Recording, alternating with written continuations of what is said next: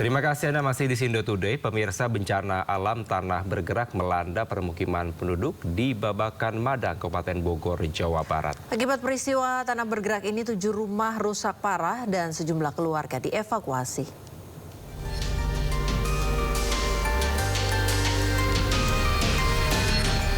Bergerak terjadi di Desa Cijayanti, Kecamatan Babakan Madang, Kabupaten Bogor, Jawa Barat pada Selasa siang. Akibat pergerakan tanah, 7 rumah warga rusak parah dengan retakan lebar pada bagian dinding dan lantai. Peristiwa pergerakan tanah membuat warga khawatir akan adanya longsor susulan. Sejumlah warga terdampak kini telah dievakuasi ke tempat yang lebih aman. Dugaan sementara, pergerakan tanah ini dipicu oleh hujan deras yang terjadi sejak Senin sore. Kondisi tersebut diperparah dengan kurangnya resapan air di wilayah hulu, sehingga aliran air menjadi deras dan memicu pergeseran tanah. Awalnya kalau rumahan di sini itu tadinya rata kan, memang jaraknya dari tanah ke kali itu sebenarnya luas, tapi pengikisan terus-terusan gitu. Sebenarnya rumah yang kena dampak itu sekitar 7 rumah, tapi 9 kakak. 9 kakak. Ya. Nah, untuk saat ini yang terdampak ini gimana sekarang keluarganya, di mengungsi atau seperti apa? Nah, kita disuruh mengungsi. Kita sekarang itu lagi dicari kontrakan, jadi kita kontrak dulu sementara untuk mengungsi. Masih barusan juga ambruk ya, barusan tadi sekitar jam 11-an juga mulai ambruk. Tanah terus bergeser, Pak. Bergesernya itu setiap jamnya hampir 5 sentian bergeser dan turunnya hampir 10 sentian. Hingga kini petugas terus berjaga memantau pergerakan tanah. Warga pun berharap adanya tindakan cepat dari pemerintah daerah untuk memperkuat struktur tanah di lokasi kejadian. Dari Kabupaten Bogor, Jawa Barat, Cahyat Sopriyatna, iNews melaporkan. Pemirsa, 2 terduga pelaku pembunuhan berencana yang menghilangkan nyawa Ketua Golkar Maluku Tenggara Nuskei menjalani gelar perkara. Sebelumnya mereka ditangkap di Maluku Tenggara, kemudian diterbangkan ke kota Ambon.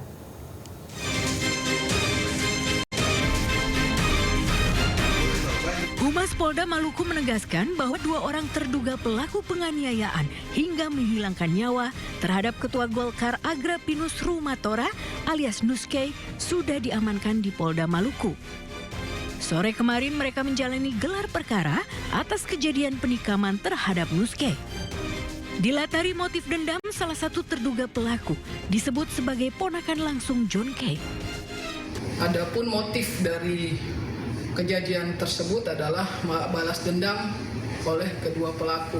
Adapun ancaman hukuman terhadap kedua terduga pelaku adalah hukuman mati seumur hidup atau maksimal 20 tahun penjara. Ketua Golkar Maluku Tenggara Agrapinus Rumatora alias Nuskei ditikam di Bandara Langgur. Nuskei saat itu masih menjabat Ketua Golkar Maluku Tenggara.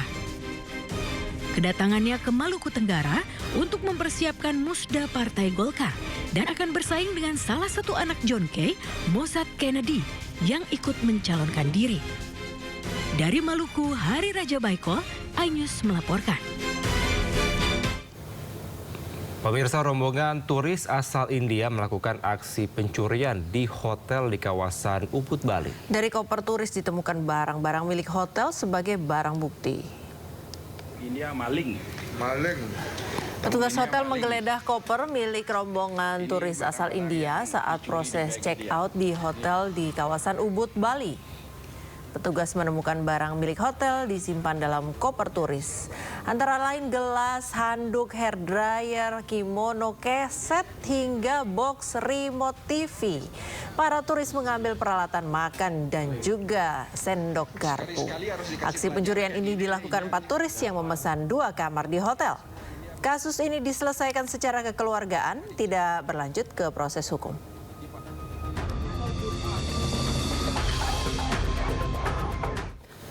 Sementara pemirsa, kasus pencurian peralatan gamelan terjadi di Fakultas Ilmu Budaya Universitas Gadjah Mada UGM Yogyakarta. Pelaku pencurian beraksi seorang diri dan terekam kamera CCTV.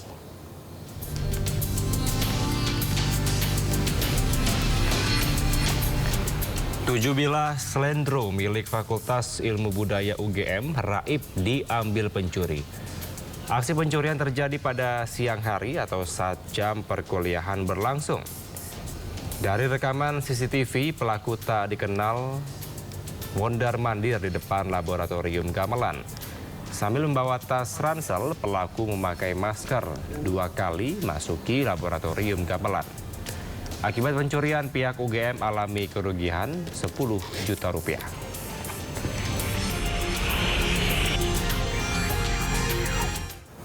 Pemirsa, kita ke informasi lainnya. Harga LPG 12 kg naik ternyata berdampak pada stok dan harga LPG 3 kg. Di Jember, Jawa Timur, LPG melon sulit didapat dan harganya meroket hingga Rp30.000 per tabung. Sambil membawa tabung gas 3 kg, ratusan ibu-ibu antusias antre di pasar murah LPG subsidi di kantor Kecamatan Kencong, Jember, Jawa Timur. Warga yang didominasi ibu-ibu ini rela berdiri lama demi mendapatkan LPG 3 kg seharga Rp18.000 per tabung. Harga itu lebih murah ketimbang harga LPG 3 kg yang meroket hingga Rp30.000 di toko kelontong. Menurut warga, LPG melon juga sulit didapatkan belakangan ini. 30, ada yang 25. Sulit dah carinya, Pak? Sulit. Harga mahal tapi nggak dapat. Iya, mulai kemarin susah gas, Pak. Pasar murah LPG digelar Pertamina Patraniaga Jawa Timur Balinus. Puluhan ribu LPG subsidi digelontorkan ke pasar dengan harga di bawah pasaran. Sementara itu, kenaikan harga LPG 12 kg juga sempat membuat LPG non-subsidi itu sulit didapatkan. Di Surabaya, Jawa Timur, sejumlah pangkalan gas tidak disuplai LPG 12 kg selama 2 pekan terakhir. Tabung-tabung gas 12 kilo kosong dan menumpuk. Diduga beberapa agen sengaja menahan barang sampai ada keputusan resmi harga baru LPG 12 kg. Terus ini sudah ada hampir 2 minggu, barangnya kosong, sampai sekarang belum ada pengiriman. Katanya masih nunggu dari pabrik, bilang gitu. Pengelola pangkalan gas mengakui kenaikan harga LPG 12 kg membuat permintaan gas LPG 3 kg meningkat drastis. Tim Liputan iNews melaporkan. Datang berapa banyak? Sementara itu pemirsa, di Depok, Jawa Barat, harga LPG 12 kg di tingkat eceran menembus Rp258.000 per tabung atau melonjak hampir Rp50.000 dari sebelumnya. Begitu pula dengan LPG 5,5 kg yang menembus harga Rp135.000 dari sebelumnya Rp110.000. Para pelanggan mengaku kaget luar biasa dengan kenaikan LPG 12 kg yang sangat signifikan. Para ibu mengeluh dan protes kepada agen karena kenaikan harga di tingkat konsumen jauh melebihi kenaikan yang diumumkan Pertamina. Sebelumnya, per 18 April kemarin, Pertamina umumkan kenaikan harga LPG 12 kg menjadi Rp228.000, naik Rp36.000 dari sebelumnya. Harga LPG meroket membuat omset pedagang LPG menurun drastis. Datang berapa banyak? Sementara itu pemirsa, harga BBM non-subsidi jenis Pertamax berpotensi naik jika harga minyak dunia terus melambung. Menurut Menteri ESDM Republik Indonesia Bahlil Lahadalia yang dijumpai di Kementerian ESDM Jakarta Senin kemarin, harga BBM non-subsidi memang penetapan harganya mengikuti sejumlah indikator. Utamanya adalah harga minyak mentah global.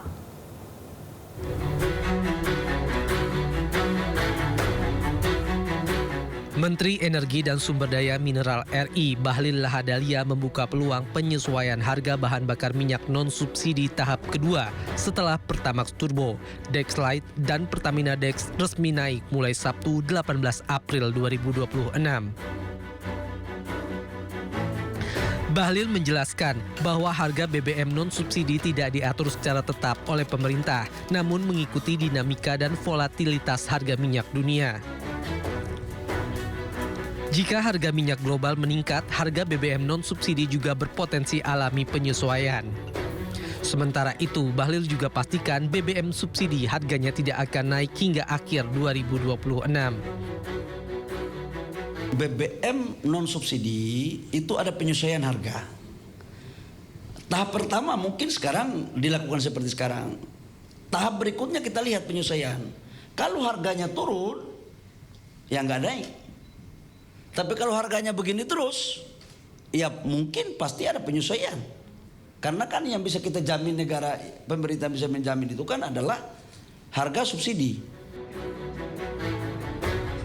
Bahlil pun mengimbau pada masyarakat untuk tidak serta-merta beralih gunakan BBM subsidi ketika harga BBM non-subsidi alami kenaikan. Sebab BBM subsidi diperuntukkan bagi masyarakat berpenghasilan rendah. Sementara pemirsa, Menteri Keuangan RI Purbaya Yudisadewa menegaskan perubahan kebijakan pajak kendaraan listrik tidak menambah total beban yang dibayar pelaku usaha maupun konsumen. Purbaya menyebut kebijakan terbaru hanya akan menggeser komponen pungutan tanpa menambah beban keseluruhan bagi masyarakat. Sebelumnya, pemerintah menerbitkan Permendagri nomor 11 tahun 2026 yang mengubah pola intensif kendaraan listrik nasional. Dalam aturan baru tersebut, kendaraan listrik tidak lagi otomatis mendapat pembebasan penuh pajak kendaraan bermotor dan bea balik nama kendaraan bermotor. Kendaraan listrik sebetulnya totalnya sama, nggak ada berubah, cuma bergeser aja dari satu tempat ke tempat lain. Tadinya kalau nggak salah subsidi impor apa subsidi apa, tapi net pajaknya nggak ada perubahan dibanding ini yang sebelumnya skema yang sebelumnya. Ya, pemirsa, Dewan Perwakilan Rakyat Republik Indonesia resmi mengesahkan rancangan Undang-Undang Perlindungan Pekerja Rumah Tangga atau UU PPRT. Undang-undang ini akan menjadi payung hukum untuk melindungi para pekerja rumah tangga. UU PPRT disahkan dalam rapat paripurna DPR Selasa kemarin. Pengesahan diawali laporan pembahasan RUU PPRT oleh Ketua Panja sekaligus Ketua Balik DPR Bob Hasan.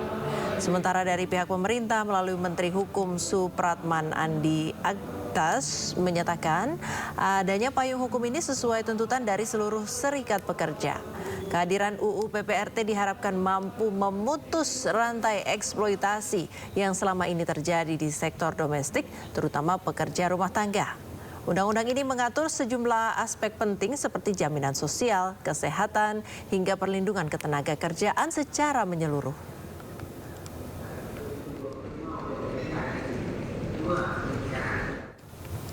Pemirsa, pengembangan kawasan wisata Taman Impian Jaya Ancol Jakarta Utara terus dilakukan untuk meningkatkan daya tarik bagi warga yang akan berwisata. Pengelola menyiapkan strategi besar mulai dari perluasan lahan hingga peningkatan layanan dan konsep wisata.